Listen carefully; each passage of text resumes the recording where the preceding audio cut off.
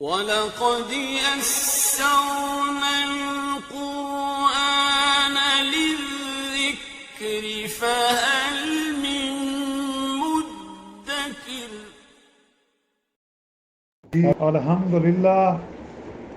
الحمدللہ وکفی وسلام علی عبادہ الذین اصطفی، اما بعد اعوذ باللہ من الشیطان الرجیم، بسم اللہ الرحمن الرحیم۔ قال للملأ حولہ ان ھذا لساحر علیم۔ فرعون نے اہل دربار سے جو اس کے پاس بیٹھے تھے کہا، اس میں کوئی شک نہیں، یہ شخص بڑا ماہر جادوگر ہے۔ یرید ان یخرجکم من ارضکم بسحرہ فماذا تأمرون۔ اس کا مطلب یہ ہے کہ اپنے جادو کے زور سے تم کو تمہاری سرزمین سے بیر کر دے، سو تم کیا مشورہ دیتے ہو؟ قالوا ارجع واخاه وابعث فی المدائن حاشرین۔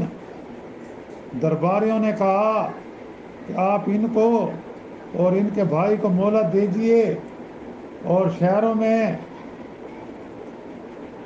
چپڑاسیوں کو بھیج دیجیے، یأتوک بکل سحار علیم، کہ وہ سب ماہر جادوگروں کو آپ کے پاس لا کر حاضر کر دیں۔ فجمع السحرۃ لمیقات یوم معلوم۔ غرض وہ جادوگر ایک معین دن کے خاص وقت میں جمع کیے جائیں۔ وقیل للناس ھل انتم مجتمعون، اور لوگوں کو یہ اشتہار دیا گیا کہ تم لوگ جمع ہوں گے۔ لعلنا نتبع السحرۃ ان کانوا ھم الغالبین، تاکہ اگر جادوگر غالب آ جائیں تو ہم ان کی راہ پر رہیں۔ سبحان ربک رب العزۃ عما یصفون وسلام علی المرسلین والحمد للہ رب العالمین۔ اللہم صلی علی سیدنا محمد وعلی آلہ وصحابہ وسلم۔ 19واں سورۃ الشعراء کی آیات نمبر 34، 35، 36، 37، 38، 39 اور 40، ان 7 آیات مبارکہ کی تلاوت کی گئی ہے اور ساتھ اس کا ترجمہ بھی کیا گیا ہے۔ جیسا کہ گزشتہ آیات میں بیان ہوا تھا کہ جب فرعون نے حضرت موسیٰ علیہ السلام سے آپ کی لاٹھی اور ید بیضا یعنی ہاتھ کی چمک کے معجزے دیکھے تو حواس باختہ ہو گیا، اور اس کی خدائی کی کلی تو جب بھی کھل گئی جب موسیٰ علیہ السلام کی لاٹھی اژدہا بن کر سامنے آئی اور فرعون مارے ڈر کے تخت چھوڑ کر بھاگا۔ جب غرور اور طاقت کا نشہ کسی کے سر سما جاتا ہے تو آسانی سے نہیں نکلتا، پھر تو اکثر جب بھی جاتا ہے جب سرے سے ساری نہ رہے۔ یہ بد نصیب شخص پیغمبر کے ایسے معجزات دے کر ایمان تو نہ لایا جیسا کہ ان آیات میں بتلایا گیا، اور اپنے درباریوں سے کہنے لگا یہ تو بڑا زبردست جادوگر نکلا۔ اب اس میں دیکھیں فرعون خود کو رب کہتا ہے، خدا کہتا ہے۔ اب یہاں اس کی خدائی جواب دے گئی ہے، اگر تو خدا ہے، تو رب ہے، تو پھر موسیٰ علیہ السلام کو تو جادوگر کیوں کہتا ہے؟ اس کے جادو کا مقابلہ کر، خود کوئی ایسا حکم دے۔ پھر انہیں حضرت موسیٰ علیہ السلام کی دشمنی پر آمادہ کرنے کے لیے ایک اور بات بتائی کہ یہ ایسے ہی شعبہ اور جادو دکھا دکھا کر لوگوں کو اپنی طرف متوجہ کر لے گا، اور جب کچھ اس کے ساتھی ہو جائیں گے تو یہ علم بغاوت بلند کرے گا۔ اب جس خدا کو، جو خدا اپنی سلطنت میں بچا سکے، جو ایک نیت شک سے اتنا مرعوب ہو جائے کہ اسے یہ خطرہ ہو کہ میری سلطنت میں بغاوت کرے گا، اب عقل والوں کے لیے اس میں بھی ایک عبرت ہے کہ وہ پھر کیسے خدا ہے، کیسے خدائی دعویٰ کرتا ہے، جو ایک نیت شک سے مغلوب ہے۔ پھر درباری کو کہنے لگا پھر تمہیں مغلوب کر کے اس ملک پر اپنا قبضہ جما لے گا، اس کے اتصال کی کوشش ابھی سے کرنا چاہیے۔ اب بتلاؤ کہ تمہاری کیا رائے ہے؟ بھائی تم کیسے رب ہو؟ دوسروں سے رائے کیوں لیتے ہو؟ اپنا حکم چلاؤ، اور مشورہ ہے کہ مجھے مشورہ دو کہ مجھے کیا کرنا چاہیے۔ یہ تو فرعون کے خدائی دعوے تھے، یا وہ اتنا جلد ایسا واختہ ہو گیا کہ مجبور ہو کر درباریوں سے مدافعت کی تدبیر دریافت کرنے لگا۔ اب قدرت خداوندی دیکھیے کہ فرعونیوں کے منہ سے اللہ نے وہ بات کلوائی جس میں حضرت موسیٰ علیہ السلام کو عام تبلیغ کا موقع مل جائے اور عوام الناس پر بھی حق بالکل واضح ہو جائے۔ درباریوں نے فرعون کو مشورہ دیا کہ موسیٰ اور ان کے بھائی سے ابھی تو کچھ کہنا ٹھیک نہیں، ان سے وعدہ لے لو، مہلت لے لیجئے، اور اپنے تمام سلطنت اور حکومت سے بڑے بڑے ماہر جادوگروں کو بلا لیجئے اور جادوگروں سے ان کا مقابلہ کرائیے۔ اب یہاں گویا یہ فرعون جو خدا کا دعویٰ کرتا تھا خود جادوگروں کا محتاج ہو گیا۔ یہ کیسا خدا ہے جو اپنی مدد کے لیے جادوگروں کو بلا رہا ہے؟ اب اس تجویز میں فرعون کے دعوی خدا کی شکست تھی کہ رب اعلیٰ ہو کر جادوگروں کی پناہ پکڑنی کیسی عجیب حرکت تھی، مگر مرتا کیا نہ کرتا،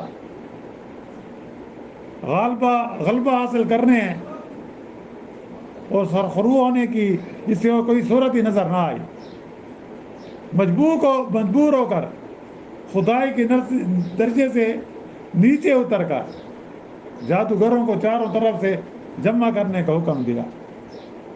اپنی سلطنت میں ہر شہر میں سپاہی بھیجے اور دارالسلطنت میں ہر چاروں طرف سے بڑے بڑے نامی گرامی جادوگر جمع کیے گئے، اور اپنے فن سیر میں کامل اور جو ماہر تھے، یعنی ماہر جادوگر جو اپنے فن میں ماہر تھے، ان کو بلایا گیا۔ پبلک میں بھی عمومی طور پر اعلان کرایا گیا کہ سب کو مقابلے کے میدان میں یوم مقررہ پر جمع ہو جانا چاہیے۔ یہ بڑے مارکے کا مقابلہ تھا۔ سب جمع ہو کر اپنے جادوگروں کا دل بڑھاؤ، مجمع جتنا زیادہ ہوگا اتنی ان کی ہمت بڑھے گی، اور امید کبھی ہے کہ ہمارے جادوگر غالب آ جائیں گے۔